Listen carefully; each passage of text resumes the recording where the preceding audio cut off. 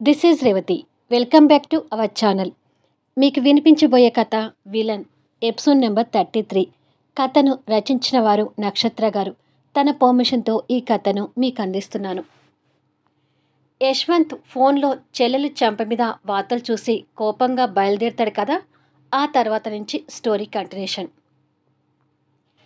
కాసేపటికి యశ్వంత్ ధనుంజయ్ గారి బంగ్లా ముందు కారు ఆపి ఫాస్ట్గా లోపలికి వచ్చాడు. పూర్ణ గారు డైనింగ్ టేబుల్ దగ్గర ఏదో పని చేస్తూ ఉంది. తల్లిని చూసి పట్టించుకోకుండా పైకి చూస్తూ దివ్య దివ్య అంటూ గట్టిగా కేకలు వేస్తున్నాడు. ఆ కేకలతో పూర్ణ అటుగా చూసి సడన్గా కొడుకు అలా రావడం చూసి సంతోషపడుతూ యశ్వంత్ నువ్వా అంటూ దగ్గరికి వచ్చింది. దగ్గరికి వచ్చిన తల్లిని ఉరిమి చూసి పట్టించుకోకుండా పైకి చూస్తూ దివ్య అంటూ మళ్ళీ గాండ్రింపుగా కేకలు వేశాడు.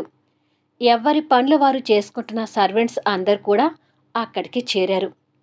అన్న కేకలు విని ఆదిత్య ఆగ మేఘాల మీద కిందికొచ్చి అన్నని చూసి నవ్వుతూ అన్నయ్య నువ్వేనా ఇక్కడికి వచ్చింది అంటూ ఆశ్చర్యపోతూ దగ్గరికి వెళ్ళాడు. ఆదిత్య సంతోషం ఏదీ పట్టని యశ్వంత్ కోపంగా చూస్తూ దివ్యని కొట్టింది ఎవరు ఆదిత్య అని ఆదిత్య మీద గయ్యమన్నాడు. ఆ విషయం ఏదీ తెలియని ఆదిత్య పూర్ణ మొహాలు చూసుకొని ఆశ్చర్యపోతున్నారు. అప్పటికే ఆ కేకలు విని ఆ రూమ్ నుండి బయటకొచ్చి ఆ మాటలు వింటున్న దివ్య ఓ గాడ్, ఇంట్లో ఎవరికీ తెలియని విషయం యశ్వంత్ అన్నయ్యకి ఎలా తెలిసింది అని టెన్షన్ పడుతుంటుంది. దివ్యని కొట్టడం ఏంటి అన్నయ్య అంటూ ఆదిత్య తెల్ల మొహం వేసి అడిగాడు. అంటే దివ్యని ఎవరు కొట్టారనే విషయం కూడా నీకు ఇంకా తెలీదా? ఇదేనా ఇంట్లో నువ్వు బాధ్యతగా ఉండేది అన్నాడు ఆగ్రహంగా. అది అన్నయ్య, నువ్వేమైనా పొరపాటు పడుతున్నావేమో. దివ్యని ఎవరైనా ఎందుకు కొడతారు అన్నాడు ఆదిత్య.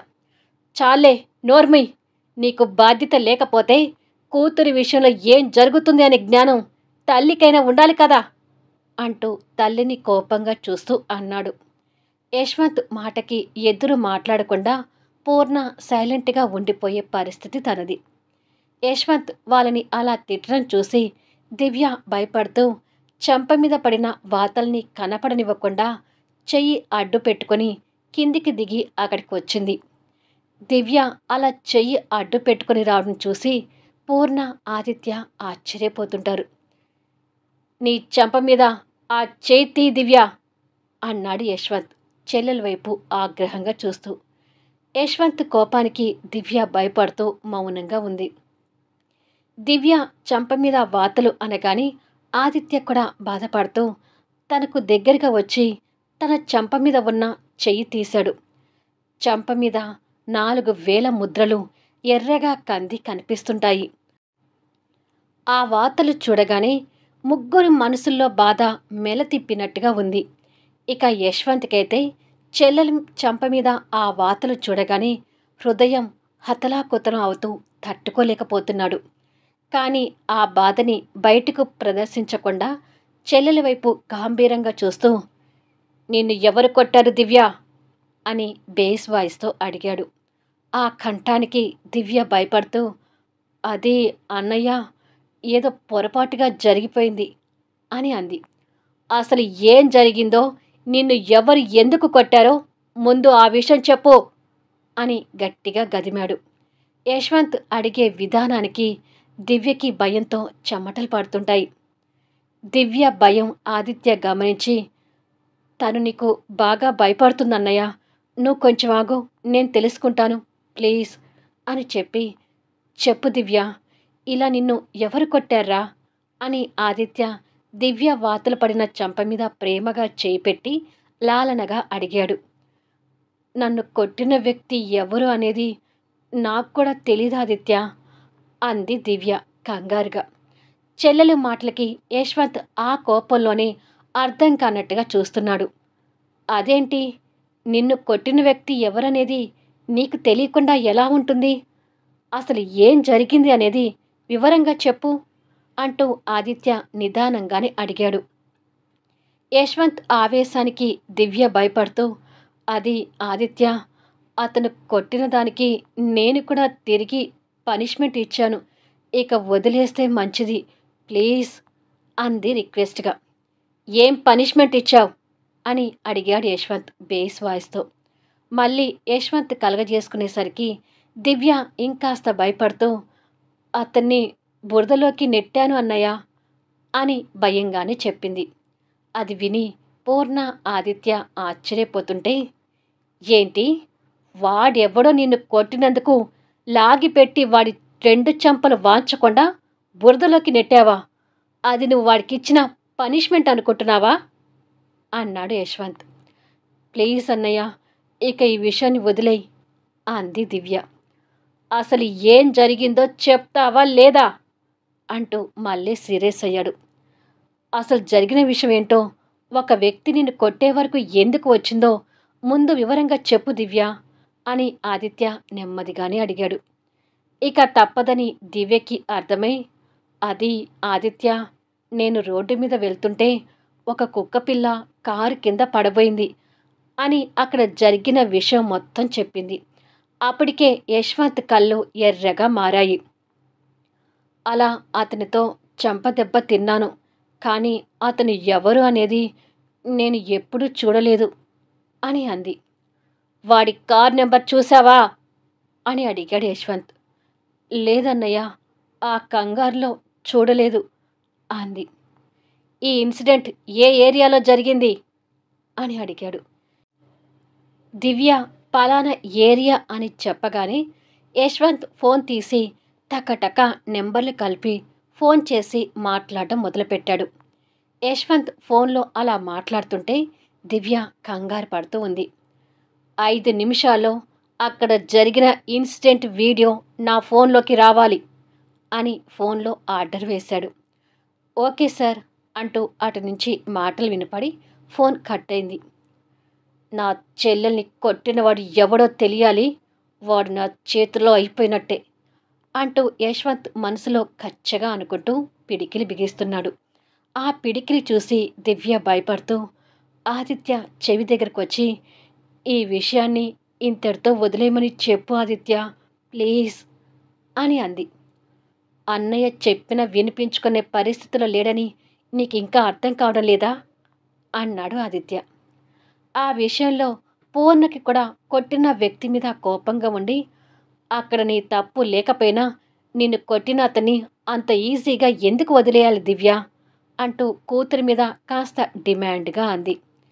చెల్లెల్ని ఒక్క మాట అన్నా కూడా ఊరుకొని యశ్వంత్ పూర్ణ తిట్టడం కూడా సహించలేక కోపంగా చూస్తున్నాడు. కొడుకు కోపానికి పూర్ణ భయపడుతూ తలదించుకొని, కర్మ, నా కూతుర్ని నేను తిట్టుకునే స్వేచ్ఛ కూడా నాకు లేదన్నమాట అని అనుకుంది. నా తప్పు లేదని ఎందుకు అనుకోవాలమ్మా, నేను అతని కారు కింద పడబోయానని టెన్షన్లో అతను నన్ను కొట్టాడు అని అంది దివ్య. ఆ వీడియో క్లిప్ నా దగ్గరికి వచ్చే వరకు ఎవరు ఏమీ మాట్లాడకండి అని యశ్వంత్ ఆర్డర్గా చెప్పాడు. దాంతో అందరూ సైలెంట్ అయ్యారు. యశ్వంత్కి ఫోన్లో ఆ ఫోటోలు పంపించిన సర్వెంట్ మాలతి కూడా అక్కడ జరుగుతున్నది చూసి, దివ్య రూముని క్లీన్ చేయడానికని వెళ్ళి అక్కడ నిద్రపోతున్న దివ్య చెంప మీద ఉన్న వాతల్ని చూసి, అమ్మో, అమ్మాయి గారిని ఎవరో కొట్టినట్టుగా ఉన్నారే, ఇక్కడ చీమ చిటుక్కుమన్నా యశ్వంత్ బాబు గారికి ఇన్ఫర్మేషన్ ఇవ్వమని చెప్పారు, ఎందుకైనా మంచిది ఫోటోలు తీసి పంపితే వాళ్ళు చూసుకుంటారు అని అనుకొని ఆ ఫోటోలు తీసి యశ్వంత్కి సెండ్ చేయటం గుర్తు తెచ్చుకుంటుంది. యశ్వంత్ ఆ వీడియో క్లిప్పింగ్ కోసం వెయిట్ చేస్తూ అక్కడే నిలబడి ఉన్నాడు. వచ్చి కూర్చో అన్నయ్య అన్నాడు ఆదిత్య. అవసరం లేదు అన్నాడు యశ్వంత్ సీరియస్ వాయిస్తో. కాసేపట్లో వీడియో క్లిప్పింగ్ వచ్చినట్టుగా నోటిఫికేషన్ సౌండ్ వినిపించింది. వెంటనే ఫోన్ ఆన్ చేసి చూశాడు. ఆడియోతో సహా ఆ వీడియో మొత్తం యశ్వంత్ కంట పడుతుంటుంది. ముందు ఆ కారుకి కుక్కపిల్ల అడ్డు రావటం కనిపిస్తుంది. తర్వాత ఆ కారులో నుంచి ఆవేశంగా అభి దిగటం కనిపిస్తుంది. అభిని చూసి యశ్వంత్ షాక్ అవుతుండగానే అభి వెళ్ళి దివ్యని కొట్టడం కంటపడుతుంది. ఆ దృశ్యం చూస్తున్న యశ్వంత్కి భూమి బద్దలవుతున్నట్టుగా ఉండగానే ఆ దెబ్బ వల్ల దివ్య కంట్లో కన్నీళ్లు కనిపించి అభి మీద ఇంకా ఉగ్ర నరసింహుడు అవుతుంటాడు. ఆ వీడియో చూస్తున్నప్పుడు యశ్వంత్ మొహంలో మారుతున్న రంగులు చూసి దివ్య ఇంకాస్త భయపడుతూ ఉంది. ఇక ఆ ఫోన్కి కాస్త దూరంలో ఉన్న ఆదిత్య, పూర్ణకి ఆ వీడియో కనిపించదు కానీ అక్కడి మాటలు వినిపిస్తూ ఉంటాయి. అడిగేది నిన్నే, కళ్ళు ఎక్కడ పెట్టుకుని నడుస్తున్నావు? నువ్వు నా కారు కింద పడి చచ్చి ఉంటే నాకెంత ప్రాబ్లం అయ్యేదో తెలుసా అనే డైలాగ్కి శివుడు మూడో కన్ను తెరిస్తే ఎలా ప్రళయ తాండవం చేస్తాడో అలా యశ్వంత్ ఆగ్రహంతో ఊగిపోతున్నాడు. అభి అన్న డైలాగ్కి ఆదిత్యకి కూడా కోపం కలుగుతూ ఫోన్ తీసుకొని ఆ వీడియో చూశాడు. పూర్ణ కూడా ఆదిత్యతో పాటు ఆ వీడియో చూస్తుంది. అభి పేరెంట్స్ గురించి పూర్ణకు తెలుసు కానీ అభి వాళ్ళ అబ్బాయి అని యశ్వంత్కి తప్ప ఎవ్వరికీ తెలీదు. దివ్య టెన్షన్తో చేతులు పీసుకుంటూ, అన్నయ్య నా మీద ఇంత ప్రేమ చూపిస్తున్నందుకు సంతోషపడాలా, లేకపోతే అన్నయ్య నన్ను కొట్టిన అతని మీద ఇంతగా కోపం చూపిస్తున్నందుకు బాధపడాలో అర్థం కావడం లేదు అని మనసులో అనుకుంది. అక్కడ అభి ప్రవర్తించిన ప్రతి చర్య యశ్వంత్ కళ్ళ ముందు కదులుతూ ప్రతి మాట చెవులో మారు మ్రోగుతుంటే యశ్వంత్ ఇక క్షణం కూడా ఆగకుండా అక్కడి నుంచి ఫాస్ట్గా బయలుదేరాడు. వాళ్ళ అన్నయ్య అలా వెళ్ళిన తీరికే దివ్య ఇంకా భయపడుతుంటుంది. ఒరే ఆదిత్య, మీ అన్నయ్య అతని దగ్గరికి వెళ్ళి ఏం గొడవ పెట్టుకుంటాడో ఏమో, ఎందుకైనా మంచిది నువ్వు కూడా మీ అన్నయ్యతో వెళ్ళు అంది పూర్ణ. సరేనమ్మా అని ఆదిత్య బయలుదేరుతుండగా ఆదిత్య అని పిలిచింది దివ్య. వెళ్ళబోతున్న ఆదిత్య తిరిగి దివ్యని చూశాడు. అక్కడ అంతా అనుకోకుండా జరిగిపోయింది. అతను ఏదో కోపంలో నన్ను చేయి చేసుకున్నాడు తప్ప కావాలని కాదు. ప్లీజ్ అతను ఏమీ అనకండి, వదిలేయండి అని రిక్వెస్ట్గా చెప్పింది. ఏంటి వదిలేసేది? అతను నిన్ను కొట్టింది కాకుండా అతని మాటలు ఎలా ఉన్నాయో చూసావు కదా. అక్కడ నీ ప్రాణానికి విలువ ఇవ్వకుండా అతనికి ఏదో జరుగుతుంది అన్నట్టుగా బిల్డప్ ఇచ్చాడు. అంత పొగరు ఉన్న వాళ్ళని ఊరికనే వదలకూడదు దివ్య అని చెప్పేసి ఆదిత్య కూడా కోపంగా వెళ్ళిపోయాడు. అయ్యో, అసలు ఈ విషయం అన్నయ్యకి తెలుస్తుందని, అన్నయ్య ఇంత రాదాంతం చేస్తాడని నేను అసలు ఎక్స్పెక్ట్ చేయలేదు. ఇప్పుడు అతని దగ్గరికి వెళ్ళి ఏం గొడవ పడతాడో ఏంటో అని దివ్య భయపడుతూ ఉంది. నిన్ను కొట్టిన అబ్బాయికి బుద్ధి చెప్తేనే కరెక్ట్. నా ఇద్దరి కొడుకులు వాడి దుమ్ము దులిపి రావాలి అంటూ పూర్ణ అక్కడి నుండి వెళ్ళిపోయింది. కానీ దివ్యకు మాత్రం మనసు భారంగా మారిపోయి అభి రూపాన్ని గుర్తు తెచ్చుకొని ఇంకా బాధపడుతూ ఉంది. ఆదిత్య బయటికి వచ్చేసరికి అప్పటికే యశ్వంత్ కార్ స్టార్ట్ చేసుకుని మెరుపు వేగంతో వెళ్తున్నాడు. ఆదిత్య మరో కారు స్టార్ట్ చేసుకొని వాళ్ళ అన్నయ్య కార్ని ఫాలో అవుతూ వెళ్తున్నాడు. యశ్వంత్ కార్ని ఆగ మేఘాల మీద డ్రైవ్ చేసుకుంటూ వెళ్ళి కొద్దిసేపటికి అభి ఇంటి ముందు ఆపాడు. క్షణంలో కారు దిగి అభి ఇంటి లోపలికి ఆవేశంగా వెళ్తుంటే ఆదిత్య కారు కూడా వచ్చి అక్కడ ఆగి ఆ బంగ్లాని చూస్తూ, ఎవరో వీళ్ళు కూడా బలిసిన వాళ్ళలాగానే ఉన్నారే అని అనుకొని యశ్వంత్ వెనక వెళ్తున్నాడు. యశ్వంత్ ఆవేశంగా లోపలికి వెళ్ళేసరికి అక్కడక్కడ సర్వెంట్లు వాళ్ళ పనులు వాళ్ళు నిర్వర్తిస్తూ కనిపిస్తుంటారు. గోడకు పెట్టిన టీవీ రన్ అవుతూ ఉంది. ఆదిత్య కూడా లోపలికొచ్చాడు. వాళ్ళని చూసి ఎవరై ఉంటారు వీళ్ళు అని సర్వెంట్స్ అనుకుంటూ ఉండగానే యశ్వంత్ అభి మీద కలుగుతున్న ఆగ్రహాన్ని కంట్రోల్ చేసుకోలేక వాళ్ళకి ఉన్న టీవీని బలంగా పీకి నేలకేసి కొట్టాడు. బల్లున సౌండ్ వస్తూ టీవీ ముక్కలైంది. ఆ క్షణం అన్న కోపాన్ని చూసి ఆదిత్య కూడా భయపడుతున్నాడు. ఇక సర్వెంట్లకైతే నోరు తెరిచి యశ్వంత్ వైపు చూస్తున్నారు. టీవీ పగిలిన శబ్దానికి పైన ఆఫీస్కి రెడీ అవుతూ సూట్ వేసుకుంటున్న అభి, కింద రూమ్లో ఉన్న జయరాం గారు, కళ్యాణి ఆ శబ్దానికి ఉలిక్కిపడ్డారు. అభి, ఎక్కడ చచ్చావో తొందరగా బయటికి రా అంటూ యశ్వంత్ గావు కేకలు టాప్ లేచిపోయేటట్టుగా వినిపిస్తుంటాయి. మళ్ళీ నెక్స్ట్ వీడియోలో కలుద్దాం. ఇప్పుడు యశ్వంత్ అభి మధ్య ఏం జరగనున్నది?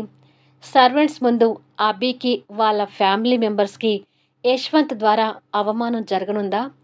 ఈ పరిణామాలు ఎక్కడి వరకు దారితీస్తాయి? ఈ విషయాలు సంజుకి తెలిస్తే తన రియాక్షన్ ఎలా ఉండబోతుంది? తెలుసుకోవాలి అంటే అద్భుతమైన కథనంతో ఆసక్తికరంగా సాగిపోయే కథా వీడియోస్ని మిస్ కాకుండా చూడండి.